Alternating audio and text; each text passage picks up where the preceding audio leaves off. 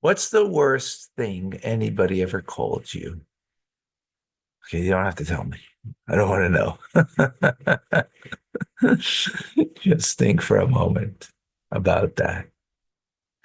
So, for a chassid, the worst thing that you could be called is a yesh.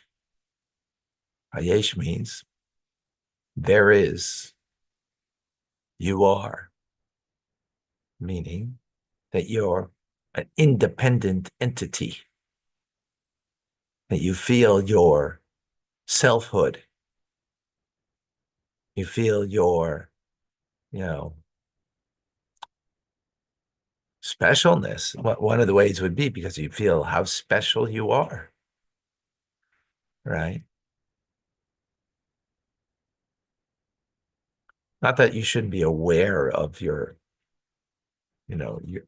not talking about an awareness, but feeling your specialness. That's because you're feeling your independence.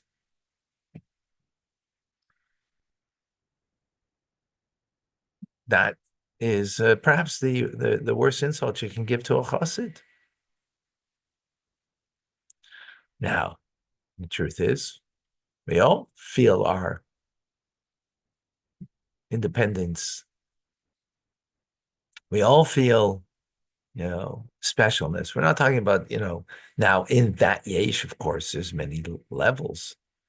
If you feel that something's coming to you, whoa, that's a real yesh.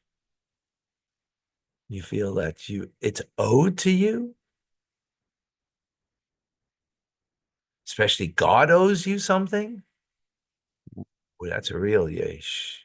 It's a real mitzias, right?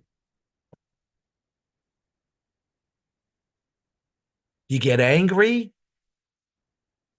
Ooh, that's a real mitzias.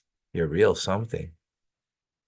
Of course, if you sense God's presence, not only you won't get angry, but you wouldn't feel that you're deserved. And if you didn't come to you, that which you are deserved of, you wouldn't be upset. You wouldn't feel that you're deserved. And therefore, whatever is given to you by God is a gift. Welcome to Tanya Today.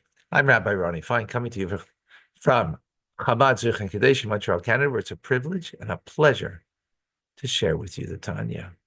We conclude today chapter 19.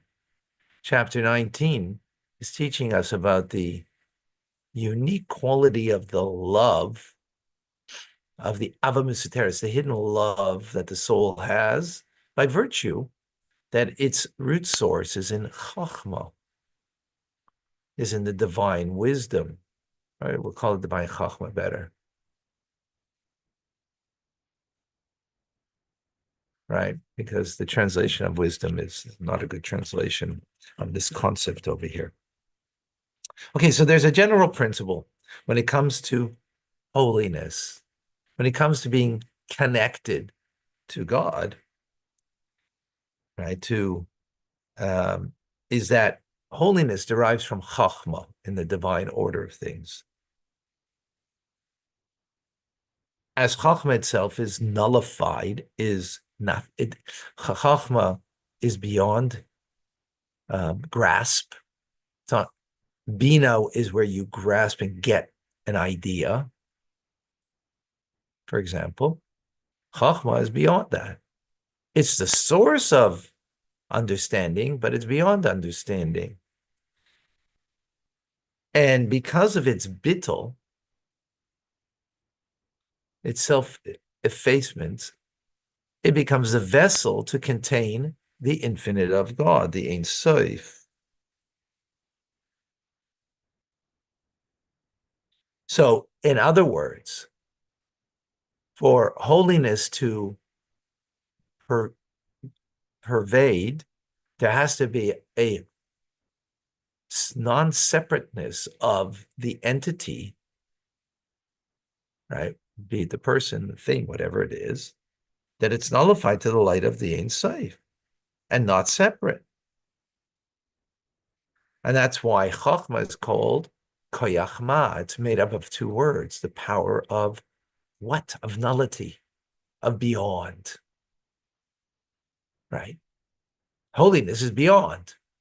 The word Kadosh, the root word means beyond the norm. Norm is mundane, regular, human existence. Holiness is beyond that. So, and as Moses said, V'nachnu ma, and what are we? In other words, I'm not a thing. I'm not a separate thing. I'm not an independent thing outside of God. Right? The ma of the person, which comes from, is the power, which makes up the word chokhmah, of nullity that allows the Ein Sof, the infinite of God, to reside. Right? Now, in direct contrast to that is called klipa, siteracher. Klipa means a shell. It's covering over on that truth. Siteracher, the other side. It's the other side of this, of holiness. That its notion, its idea, I'm independent and therefore give, make me bigger. In reference to God, not that you're denying God, in reference to God, right? Being that I'm an independent entity, right? So I'm looking to fill myself because there's a self there to be filled. So that self could be filled in many different ways, but the point of it, it's all the same, whether you're filling yourself with knowledge, even the knowledge of God. God, I want to be filled with your knowledge. That's a separateness from God. Now that's obviously better than God, fill me, with my addiction to food, my addiction to whatever it might be. Fill me with that. In the end, it's the same idea. Now, obviously, fill me with with wisdom is a lot better than to fill me with, my addictions. But in the end, it's really the same point. Self-fulfillment. It's just the question is what your fulfillment, what fulfills you, but it's self, separateness. There's a self here that has a sense of separateness, independence from the source of being part of God, right? And therefore, that's why klipa is described as dead. Because chachma, yamus v'loy b'chachma, there's death, but not in wisdom, not in chachma, rather. Meaning chachma, the power of nullity. Because then you're getting from God direct holiness. So evil doers are called dead. Heathens are called dead. The sinners of the Jewish people are called dead. Right? They're called dead. Why? Because they feel their independence. By the way, just parenthetically, just a beautiful thought. When you feel your back, you've got a backache. When you feel your head, you have a headache. God forbid that you should feel your spleen. Not a good thing. In other words, when you feel yourself, you're unhealthy. When you don't feel yourself, that's when you're healthy, right? You don't feel your head. You don't feel your, the creaks in your body that, are, kind of need a little stretch. A healthy person don't feel themselves. That's physically. Spiritually, a healthy person doesn't feel themselves, meaning I don't feel my greatness. I don't feel my specialness. Or the opposite, I don't feel my lowliness in a negative way, right? Both of them are the same idea. I'm feeling self. I'm feeling my self-greatness or loathing in my selfhood. Same idea. Both are klipa, the shell that's covering over in the divine truth. Now, when it comes to the sinners of the Jewish people, right, the fact that they're called dead, meaning they're getting life force from a dead place, from klipa sitacher, that's until they're put to the test of sanctifying God's name.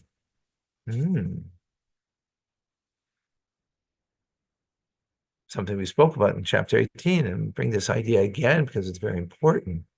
That's before, because the faculty of chachma in the soul, in the divine soul, the spark of the godliness, it's the light of the Ein Sof that's clothed there, right? It's in a state of exile in the sinner, in their body, within the animal soul, in the realm of klipa. And that's what's reigning over them. As we've explained, the biggest punishment for doing something wrong is that you're out of control. Because now what's controlling you is klipa, is a negative force. It's dominating. But the exile of the chachma that is in my divine soul, as explained, is also the esoteric doctrine of the exile of the Shekhinah, of the divine presence of God that has left from the Holy of Holies in the Holy Temple, in the Holy Land of Israel, as it was destroyed, right? So that divine soul, right, that has a love for God and the desire to unite with God, it's hidden, which that's an oxymoron. Hidden love? Ava Miseteres, how does that make sense? Love is something revealed, right? Is because there's an alien entity that is obscuring the love. That's not allowing the love to be expressed, right? That's allowing me to not to be aligned with the divine, with my divine soul, with the divine will of God. The spirit of folly that enters, that allows me to follow my animal soul and its desire.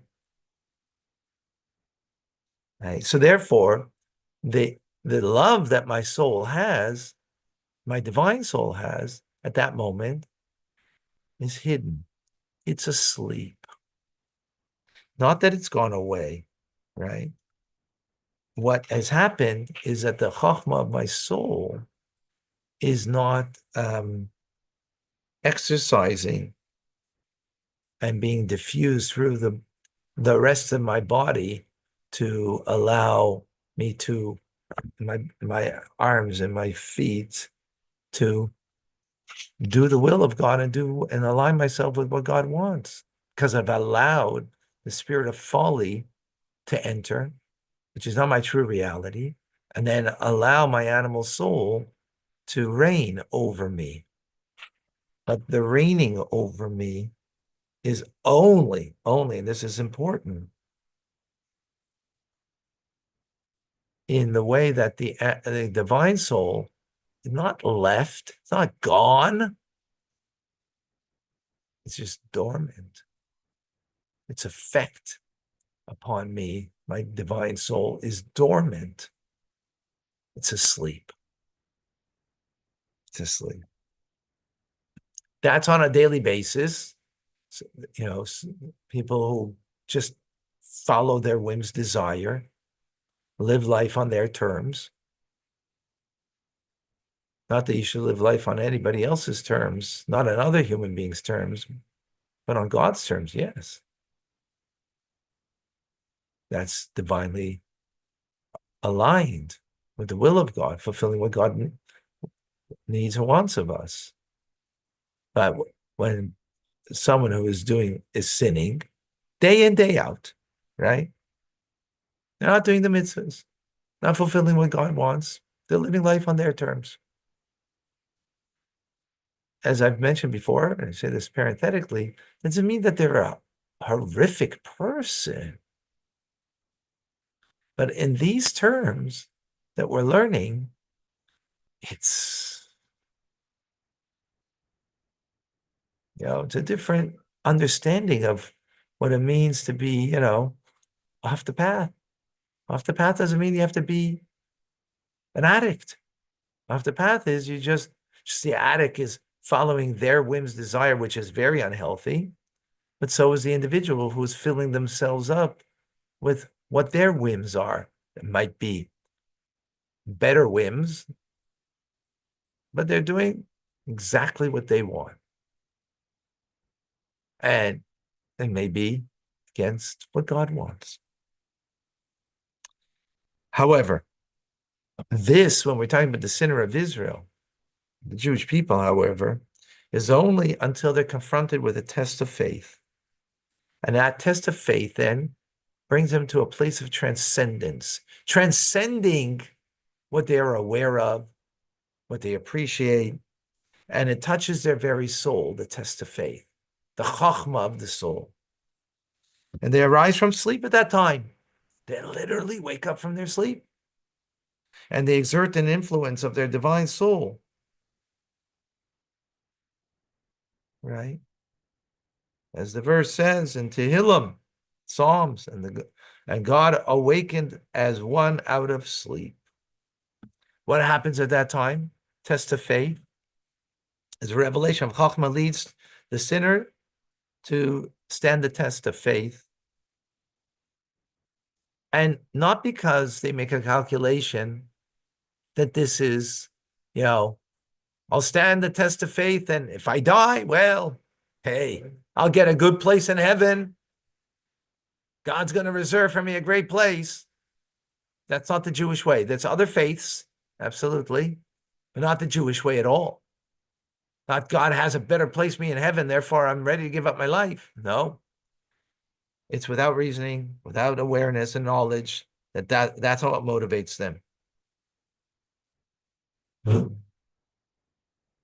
And as a result, they prevail over the klipa, and they choose God as their portion, as their lot.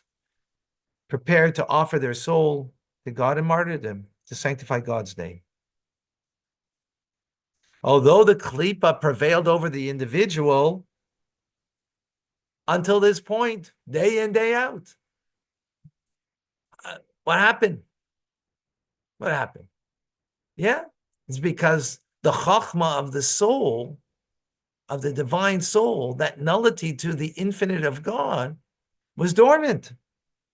But this test of faith that challenged brought it out, nullified the klipa, the negativity, right? Because in the presence of God, everything is null. There's only godliness. The truth of God, that's all there is. And the divine light of the Ein Sof is closed in the faculty of Chachma. It is so powerful that it banishes the Sitr Acher, Klipa, and it stands no chance. Enabling the person to withstand the test of self-sacrifice,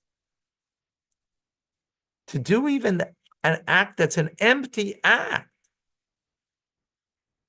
right? In other words, it's not really idolatry. Famously, the 7 sons of Chana, right, that the Greek king said, bow down. And even saying, Just make it look like you're bowing down to the idol. Really, you're not, you know. Nope, wouldn't do it. Why? Because the hidden love now becomes revealed. And that hidden love of God also has a fear. What's the fear? Disconnect. Doesn't want to be disconnected even for a moment. That's the fear that's contained within the love. That's intrinsic. Right? Love means to connect. Fear means the fear of disconnect. And therefore, when the chokhmah of the soul is revealed, you can't disconnect from your maker. You can't disconnect from your identity of who and what you are, because now your identity is revealed. Chokhmah of your soul, what defines who and what you are, is revealed, and there's no other way. And that expresses itself not just in the core essence of the soul, but in thought, speech, and action of the individual. Wow. Willingly ready to give up your life.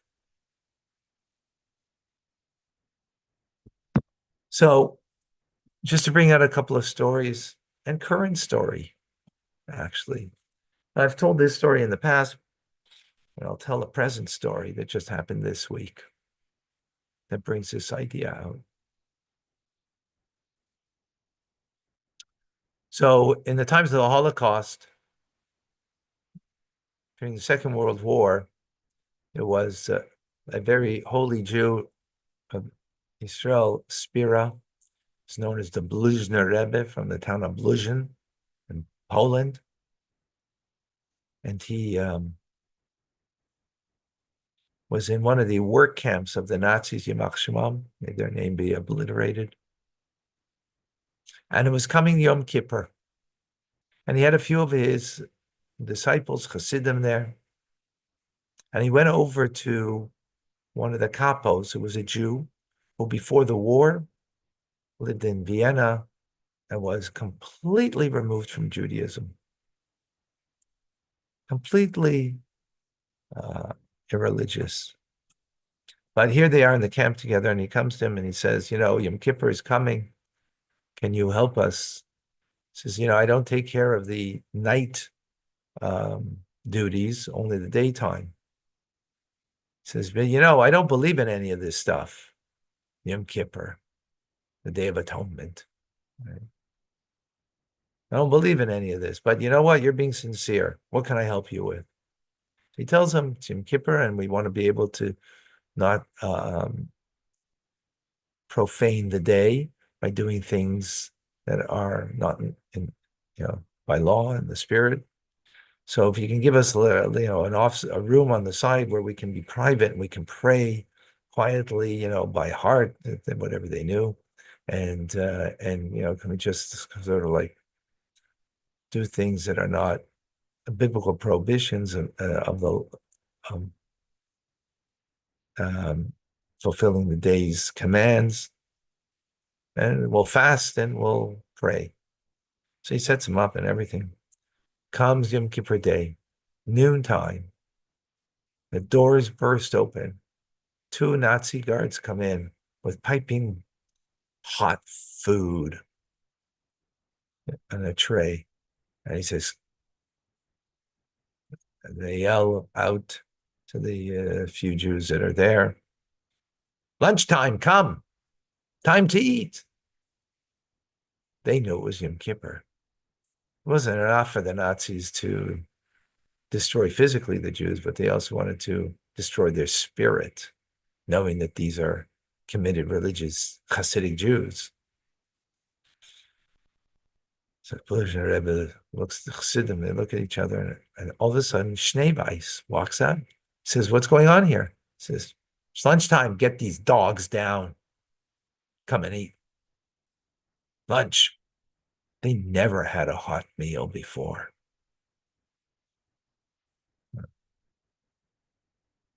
Yom Kippur. Schneeweiss looks at the guard in the face and he says, in the eyes, he says, Today's Yom Kippur. We Jews don't eat on Yom Kippur. And that was a very unusual statement for him, because for him, Yom Kippur till that point was not that statement. He takes a revolver and puts it to his temple, and he says, "Get them down here, these dogs," or, and he cranks the revolver. He looks him in the eye, Shnei Weiss, and he says, today's Yom Kippur, we Jews do not eat. And he pulls the trigger and kills him. Now you might say, well, that wasn't a happy ending. It's not about the happy ending. It's about the reality that happened. A true martyr who didn't live for God, but died for God. That's very powerful. What happened at that moment? The chachma of his soul that was dormant throughout his entire life never recognized the value of leading a Jewish life. Led a secular life without Torah and mitzvahs. Here came a test of faith. And the chachma of the soul couldn't be dormant anymore. Revealed itself. Powerful story. But you know what? There's a more current story. It was revealed this past Thursday. Unbelievable. Hostages being released. And who was one of the hostages released on Thursday? Agam. Your last name is Shapiro? No, not Shapiro. I'm sorry, if you can remind me.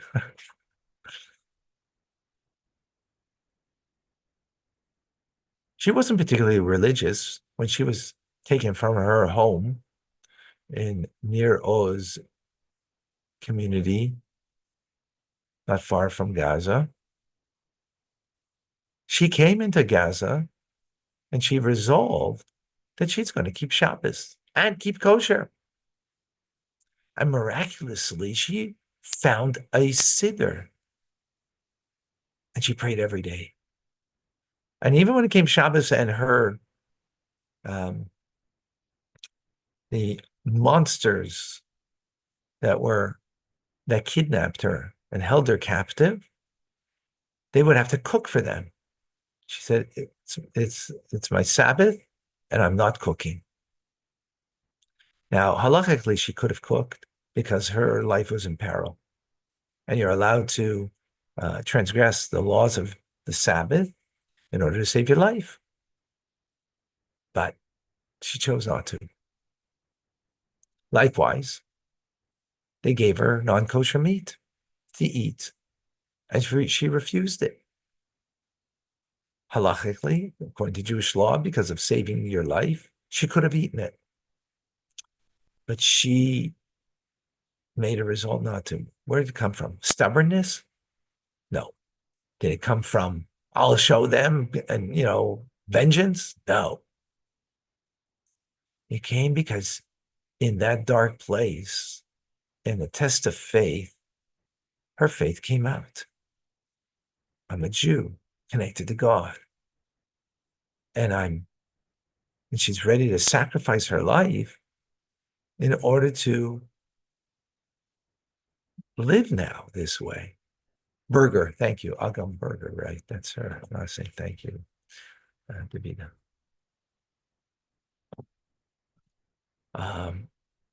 Revealed in her was the chachma of the soul that just, hey, this is the life I'm going to live, the life of a Jew. I'm going to keep Shabbos. I'm going to keep kosher. Like, when you're thinking only about survival, which the animal soul, the bottom line is, the animal wants to survive so that it's, motivates us just to seek survival. But here she didn't merely seek survival. Of course, she wanted to survive, but she seeked to be connected to the divine and to observe the way of God. And again, she did not do that before she went in there. Wow, how powerful. It affected her mother because it came out beforehand already about her observance because she was with another um, girl that was released, you know, a year ago, November, about her observance. And her mother started to observe. It was very powerful. Chochmah of the soul. All right, folks.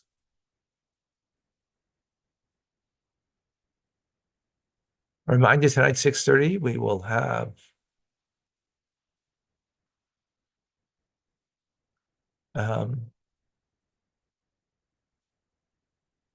Torah studies. You don't want to miss it. It's going to be here at Chabad Zichron.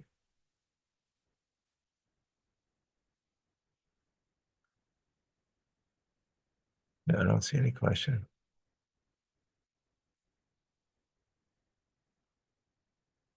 Yes, may our study bring out all the hostages,